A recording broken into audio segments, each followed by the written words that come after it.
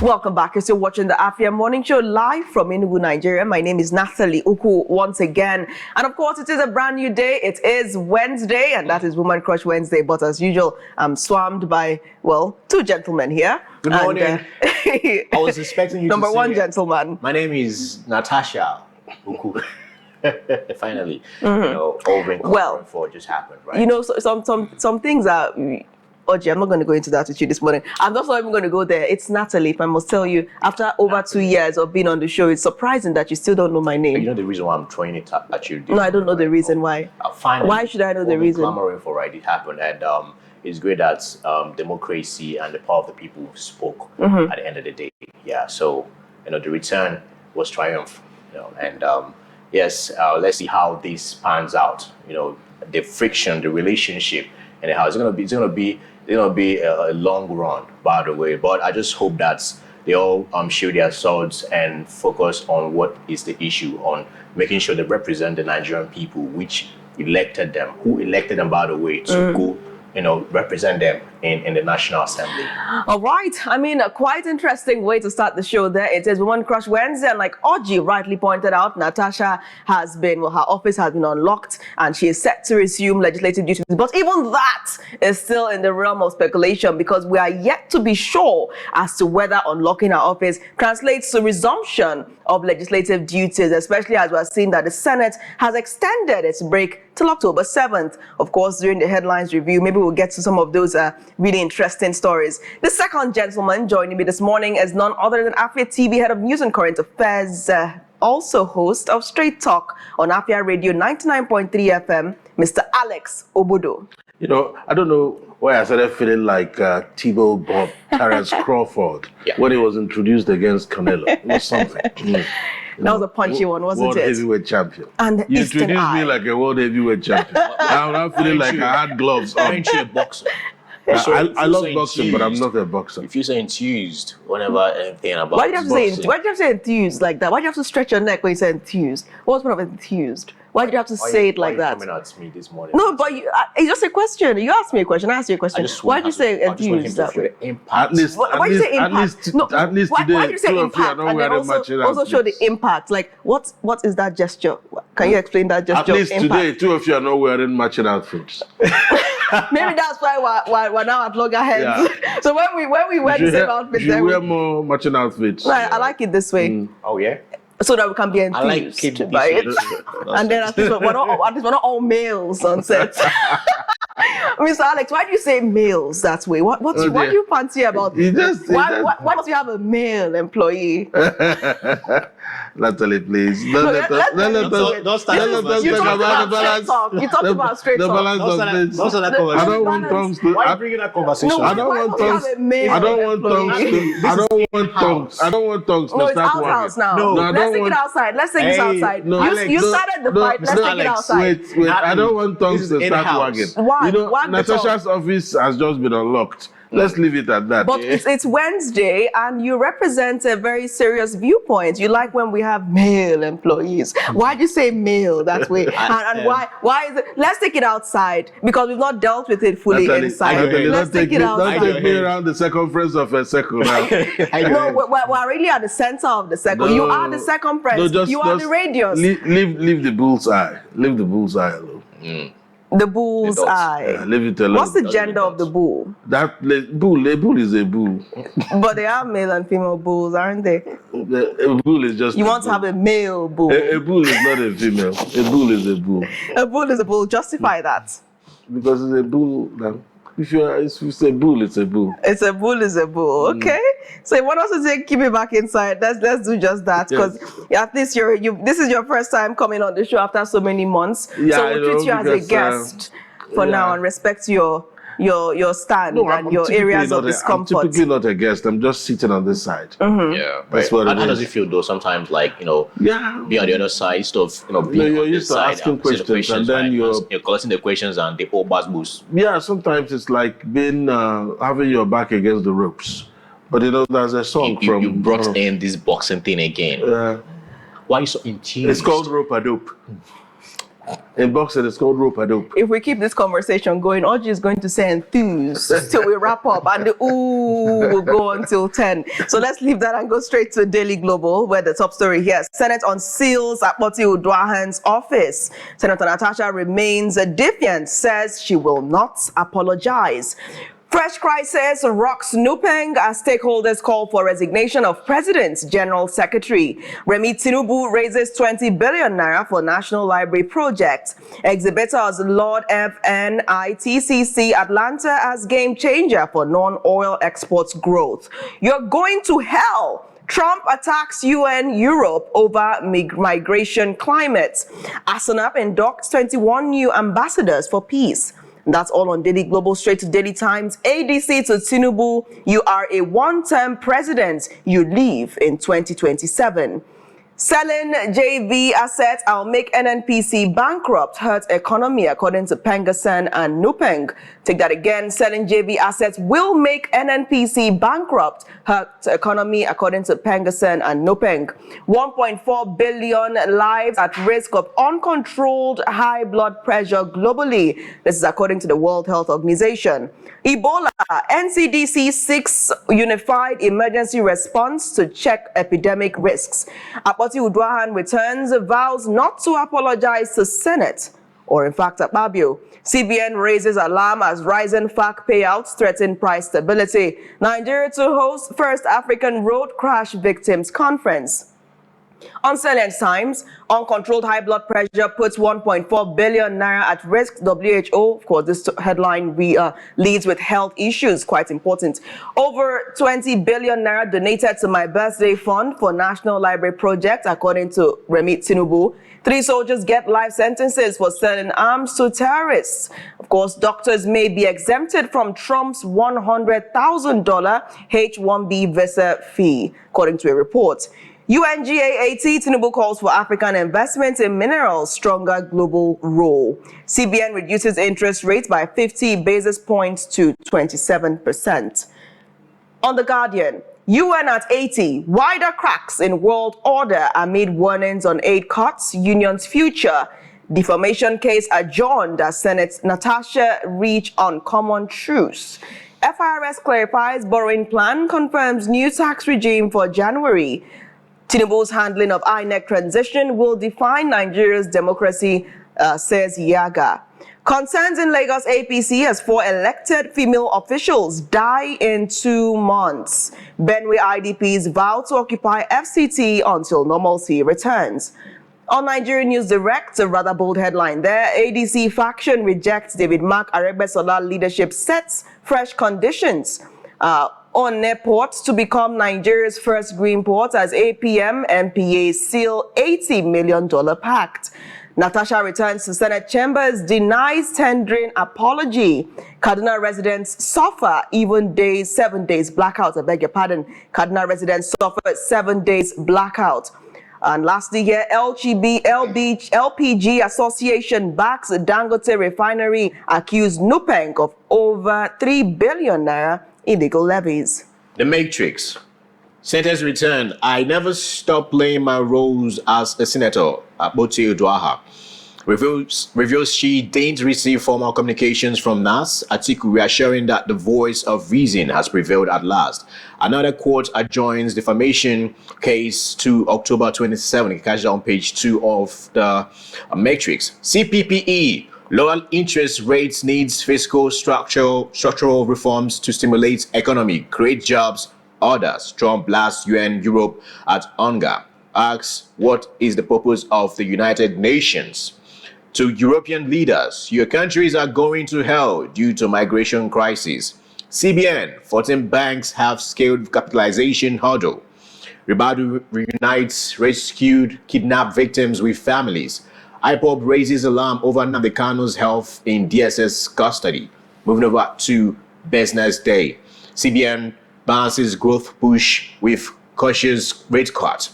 Eases credit in first rate cut in 5 years. Introduces 75% CRR on non-TSA to check excess liquidity as 14 banks meet recapitalizations requirement. Investors reap over 200% return on FMCG's bounce back. Digital divide threatens Nigeria's share of $15.7 trillion AI economy. Experts call for investment in AI infrastructure and talent. Defiant Natasha insists she owes no apology after Senate return. And moving over to Daily Trust. Unions reject sale of oil and gas assets. Bandit skilled pregnant woman. Others in Kwara. Cut interest rate further. Economists tell central bank. Remi Tinubu raises 20 billion naira for library project. Soldiers bag live jail for selling arms to terrorists. Policeman, 5 others killed in Lagos Yobe road crashes. Saudi Grand Mufti dies at 82. Natasha resumes at Senate after 6-month suspension. Moving over to Daily Sun. Senate. Natasha resumes vows not to apologize. Court to hear her preliminary objection in defamation suit. NAS schedules plenary resumption to October 7. Upeng Pengassan reject FG's planned sale of JV oil assets PIA amendment. CBN cuts interest rates to 27%. Eyes $1 billion monthly inflow as 14 banks fully recapitalized.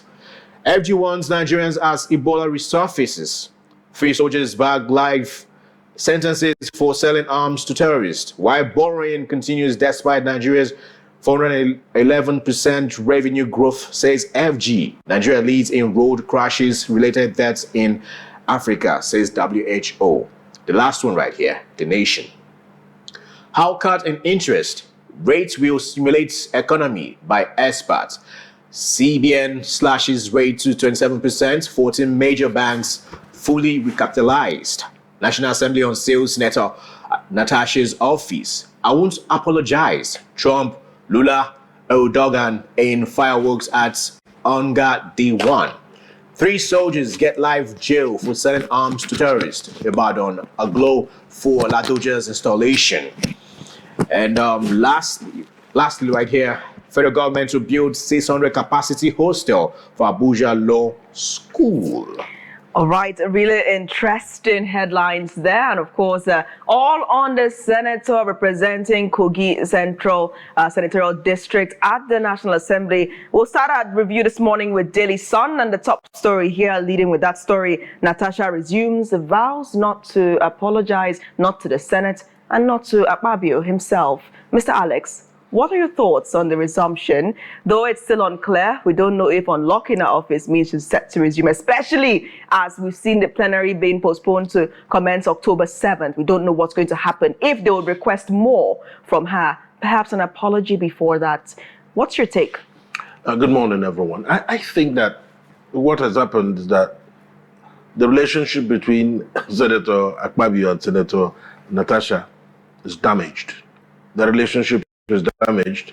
So she believes that she has been victimized by the Senate president.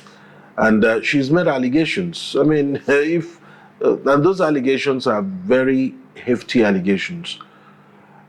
For me, I think she should apologize to the Senate, even if she doesn't want to apologize to the Senate president. If you disagree with a member of the Senate, or if you disagree with a senator within the Senate and you yell at everyone in the Senate, you have disrespected the House. Natasha Akpoti is not bigger than the Senate. She should apologize to the Senate. Yes, she might be right in trying to impose that she needs to get her seat where it's supposed to be, but in going about it, she has also done something against the rule. She needs to apologize to her colleagues for her conduct, because what she did actually put that institution in a great deal of disrepute. I mean, let's just face it. I understand how delicate this is. They try to defend the woman. That one has been sorted, because part of the reason why she is coming back is because a lot of the agencies, even outside of the country, have continued to pressure everybody in Abuja for her return. So yeah, she has returned, but she needs to tone down the activism. Once you become a politician, you do your job. She should be the senator representing her people. She should tone down the activism. She can be a strong woman by channeling that the way she represents her people, not the way she, fights everyone. If she continues to fight, she will probably end up as a one-term senator. In fact, it's almost going to be that. Is it about being a one-time senator right now, or representing the people truly and speaking up? They've lost 6 months. But if you have an idea, what could have happened in that 6 months she was not part of plenary? Well, she was still representing the people, doing her bit. No, she's still. I mean, Fubara was suspended for 6 months. He never stopped. He never stopped being the governor. He was in London, but he never stopped being the governor. But he wasn't seeing the money that governors see, because let's face it, governors control the resources of the state. If they said you should be given a chunk of it, you have it. We can't just oppose Senator. No, I'm just giving you. They hold political office, and they are all elected people. So if you're elected to represent your people, the major goal should be to represent them. Always imposing your personal pride won't work, because you're going in there to meet people whose egos are bigger than your pride. So that's what has happened. But was she victimized? Yeah, I mean, if you see it, if you look at what has happened, I think Akpoti overstepped. The Senate president overstepped. That point has been made. All right, I'm not sure Natasha needs to continue making that point. Reactions and counter reactions and all that. So how would you balance out? Because she was victimized and she erred. Oji, there's a very important point you made, which we need to latch onto. You said we can't juxtapose the case of Fubara in River State and that of Natasha. So let's look at the similarities, right? The similarities that they were both suspended. 6 months. So let's look at the similarities. They're both suspended for 6 months, right? Both of their suspensions were regarded by many groups as unconstitutional. If you look at the Senate, they say they did not elect her. How can you remove her? In the case of Fubara, they say, how can the president come out and suspend and declare state of emergency in the state? So there are similarities. Both of them are seen and perceived, though the issues being addressed are quite different. But in terms of the timelines, in terms of the perception, there's not much of a difference. So the question right now is, now that Natasha has returned, if she does in fact, as the court order said, or judgment much rather, apologize to the Senate and not the president, does the president not represent the Senate? Is she trying to avoid, because once that apology comes out, an apology is an affirmation of guilt. What it says is that I apologize and I hereby take responsibility for all of this. How the apology is worded, Natalie. Remember, Chuba Kadibo was in the Senate. There was one time he did something and he was asked to apologize. I don't remember the exact words he used, but after he tendered that apology, he was told that that's not an apology. So what if that happens in this case and the apology is already out? She can decide to couch the words in a way that it wouldn't have anything to do with the leadership of the Senate. Give us an example of how those words No, I'm not going to get how into would that. you apologize if you were because I won't be in the apologize to the Senate. The universe Apologize to the Senate. You can actually do that. The universe listens, so I won't put myself in that place. Okay, if you're in a position, maybe you are the script writer. No, right now, I'm not the script. Apologize without apologizing to the I'm not apologizing. In communication. I'm not apologizing. Or the PA I'm neither Fubara or Natasha. I'm not apologizing. What I'm saying is that the thing that needs to happen, Natasha needs to apologize to the Senate. But then the president, if she doesn't, you forget that the president is also a member of the Senate. Yes. First of all, yes. He's a member of the Senate. Yes. He's a senator. We're going somewhere. Becoming a president of the Senate is an extra privilege. So if someone says that he apologizes or she apologizes to the Senate for the way she reacted to being, pressured and all that. The point I'm making is about the institution of the Senate. It does not belong to Natasha or Akpoti. So two of them should indeed actually apologize the way they acted. The Senate president also owes the Senate an apology for what happened in the whole Natasha saga. It embarrassed the country. And then afterwards, Natasha came out with a lot of things.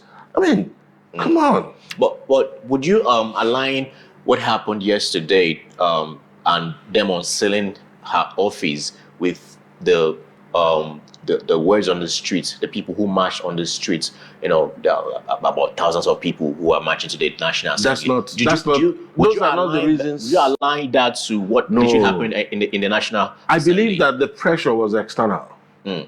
Not the people. The pressure was external.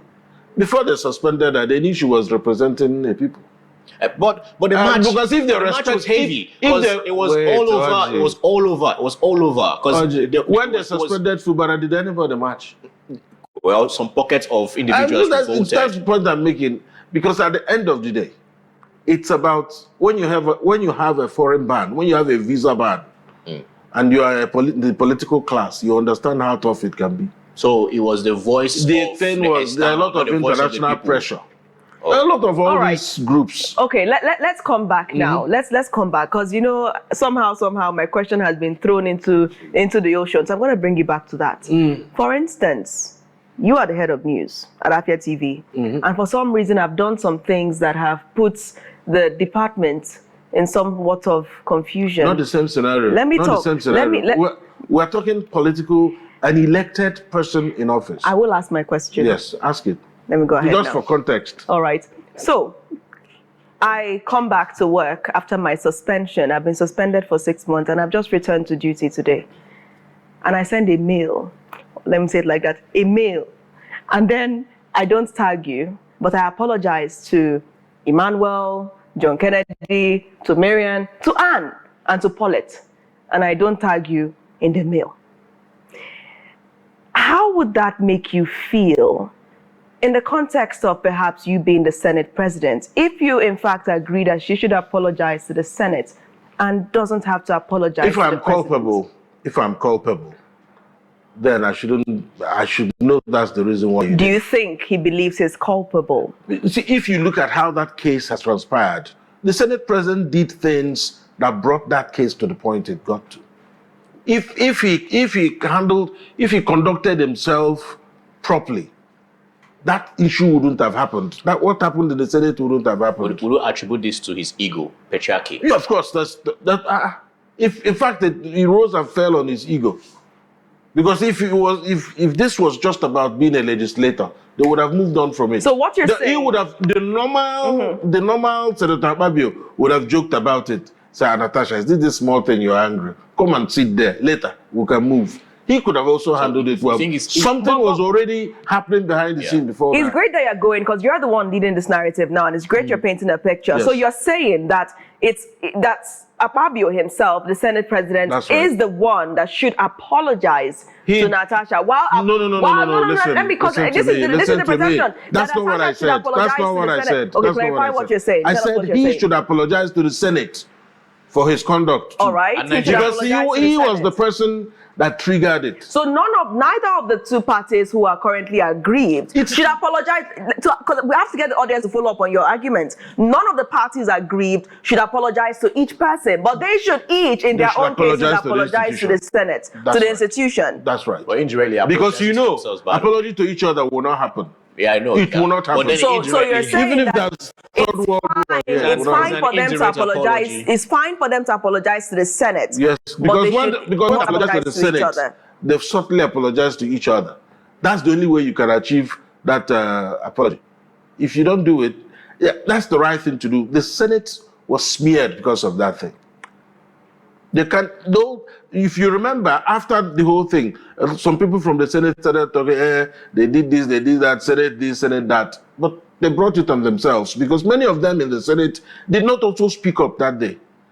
That matter could have been handled properly. And the Senate president we know he can be jovial. He could have handled it jovially the way we know he can. He would just jokingly say, Natasha, don't worry. Just stay there, later you can move. When they kept insisting, but of course they say it's their rules, but we also know that he can jokingly say, we can hold on to that until after the sitting, because things were already boiling over. The lady felt victimized and she flared up in the Senate. So at the end of the day, everything now spiraled out of control and everybody's ego now kicked in. That's what happened. When they resume plenary, what would you foresee that would happen? A rejection or an acceptance? I think Natasha should tone down. The problem is that Natasha is making everything about her. It should be about her people. I think Kogi Central. But she represents. Yes. She's the face of Kogi Central. She is the face, but she is not Kogi Central. But this is the mistake politicians make. Yeah.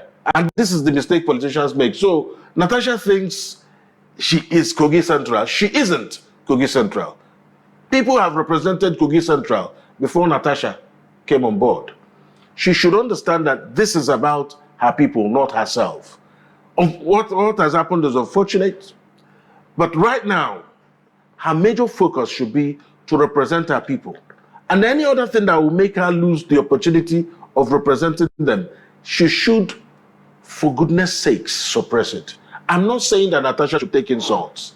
I'm saying that whatever decision she is going to take or make in the Senate when they resume plenary in October, yes, in October, right? Yes, October 7th. When they resume in October, should be well thought out. All right.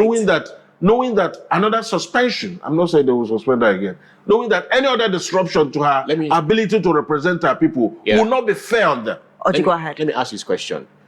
Do you think that this is setting a precedent and carving a niche for her and other women or any other the feminine gender coming to the Senate after her?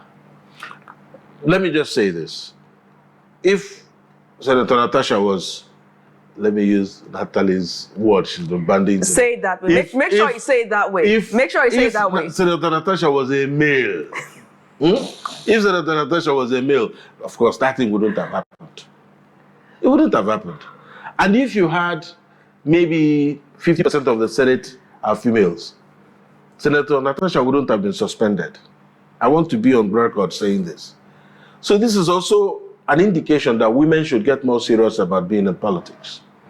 If you have numbers, that thing wouldn't have, in fact, there wouldn't have been any need to change Natasha's seat if they had more women in that Senate. So, lack of appropriate women representation is also a problem because that's what exposed Natasha. How many, apart from Ireti, Kingib, and one other lady, who else is there? And Ireti is already on the other side, so she couldn't even defend Natasha. All right. Because Akpoti was also, they're also showing her pepper. All right. In the Senate. It's great that you mentioned that as well, because Natasha's spirit appears to represent those of 100 resilient men all in one person, right? And it's great. I know what I'm saying. You get my point. We think more. She's actually representing so many of them, and of course women as well. So a lot has happened to her, and she has, just to state clearly, it doesn't matter what we say on this show about how she should apologize or how not. Natasha has vowed. Do you know what it means to take a vow? She has vowed not to apologize to the president of the Senate or the Senate. Now let's shift away from there to another minor issue brewing, like the coffee I hope is brewing for me after this show. I'll read the message from the clerk to the National Assembly when he was talking about the resumption, or rather the rescheduling of resumption dates of plenary activities in the National Assembly. Verbatim, this statement reads, I am directed by the presiding officers of both chambers of National Assembly of the Federal Republic of Nigeria to inform all members of the National Assembly and the general public that the resumption date of the National Assembly earlier scheduled for Tuesday, 23rd September 2025 is postponed to Tuesday, 7th October 2025. However, committee activities continue. All distinguished senators and honorable members are requested to take note of the new date and adjust their schedules accordingly. Any inconvenience caused by this rescheduling is deeply regretted. In all of this, there was not a single explanation as to why they had to defer the resumption to October 7th. Do you think it all ties together to Natasha's return? No explanation. How bad could the explanation have been that it did not make such a public statement from the clerk to the National Assembly? Well, I don't think this is serious. The Senate and even the House of Reps, they postpone resumption of plenary from time to time. They might have a good reason to do so. I mean, if they don't want Natasha back, that office wouldn't have been unsealed. Just take that from me. If they didn't want her back, they wouldn't have unsealed her. They wouldn't have allowed her into the National Assembly premises. Remember, this isn't the first time she tried to have access to the National Assembly and she wasn't allowed. So her office being unsealed is actually a wonderful sign, a sign of good things to come. But she now holds the key as to the quantity and the flow and tempo of goodness that will come. I like that you say that is a sign that there's something good to come, that That's right. everybody knows that now. But it depends on Let me make this point, that they whatever want her. good that will happen now depends on how Natasha conducts herself will determine Away what from happens conduct, next. away from conduct to the gesture. Her office has been opened. Now, ordinary Nigerians like us believe that they want her back. We've opened the doors, but then we're also suspended resumption till 7th of October. Could it be creating room for perhaps re-strategizing?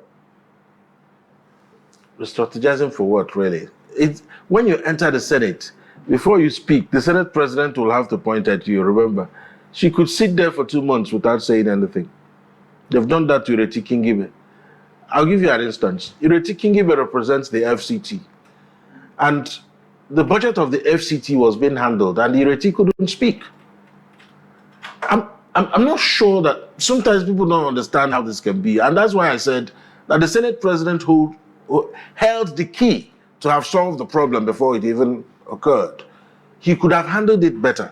If the Senate president does not want you to speak during plenary, you will not speak. That's the privilege they handed to him. So they can amend their rules, and everybody cannot speak. You only speak when you are asked to, and that's one of the issues that also came up. Because she wanted to speak when she was not asked. Your name will have to be mentioned. Natasha Akpoti, Kogi Central. You now stand and talk. But she didn't wait. She started putting on her mic and she put it to everybody at the same time. So, I mean, that's how it is. Yeah. I'll still ask this question, right? Ask it. Don't you think that what happened yesterday was the reason why that's the effect, by the way, because of the people who trooped out to, make sure, as I say, they accompanied or escorted, as Aisha said it, to escorting Natasha to the National Assembly, that she must regain her seat that yesterday, that maybe their conversation... Her seat was never taken. Well, it was sealed. She was suspended. Yes. And after her suspension, they still said that their litigation was flying around. After that, then they can settle and all that, right? But the constituents, they were hungry. They wanted their representation fully in the Senate. Don't you think them moving en masse on the streets had this ripple effect before he escalates into another thing? Because if you watch so many of all those clips, you can hear them saying about revolution this, revolution that, and the world is tense because of what happened in Nepal. So everybody actually aligns to whatever happened in that country, right? To what is to happen in Nigeria, because nobody wants that kind of a thing right here. So everybody's being careful. Don't you think that could have triggered some thoughts, some decisions to let's leave these people alone? I don't know, this one they have started storming the streets of Abuja and coming to the National Assembly, and they were even planning to sleep there till Natasha goes back into office. Don't you think? Think again. Oja, you want me to admit it? I'm not wanting you to admit. I want you to because I asked me to think. Even after I had told you my thoughts. Yeah, you said it's external. But you want me to think. But the external. Remember, and they had to wait. And they had to wait until after 6 months to come and there was. But already okay. So the suspension, and she said her suspension instead of their presence. Instead of her to apologize, let her serve her suspension. Yes, their presence. Let me sound like people watching the Game of Thrones. Their presence must have moved the hand of the king. Finally. Yes. Okay. It sounds better now. If you're driving a car and then someone moves your hand, you could swipe up the road. Their presence turned the hand of the king. So, I see, demonstrating in the federal capital or actually trying to access the National Assembly is quite delicate. If they don't think that there's a security threat, they let you. But I think at that point, I think they are tired of the drama. You get to a point, if you have a child that is stubborn, you get tired of the child stubbornness. We're actually aligning right now. You just made a salient statement. So the point is, I told you something. We know, behind the scenes, a lot has happened. A lot has happened. Everything is not for TV, Audrey. I don't know what you're Well, but if it were a male, then maybe we'll discuss it on TV. Let's leave it at that. Thank you, Mr. Alex Ogbodo. Thank you, of course, for bringing in the fresh perspective, giving credit to those protesters who were ready to sleep out there just to ensure that the senator was reinstated. There was something at the United Nations. Yes, I just wanted to. I didn't want to bring that because I was hoping Nnamdi was here. Yeah, Right. so because we needed to talk about that. Yeah, very briefly because we're already almost out of time. But go ahead. Where Trump talking about going to hell, and sometimes it's confusing. And $100,000 when you have this morality thing, and then in another breath, the man is imposing trade tariffs on people. So where is the morality there? You listen to Trump talk sometimes, you're wondering, what's going on? Yeah, he's a Christian. At the end of the day, he's the same man that will tell you, if you don't import something from us, you have 50% tariff. So he's imposing it unilaterally. And United Nations, the way to describe it is the way Fela described it. He asked a question: who and who unite for United Nations? And what's the purpose of United Nations? So the United Nations said you have human rights, but then you can't control your minerals. Because Dele Alake is in New York too, with the vice president. You can't control your mineral. DR Congo, what's causing problem in DR Congo is because they won't let DR Congo control the minerals under their soil.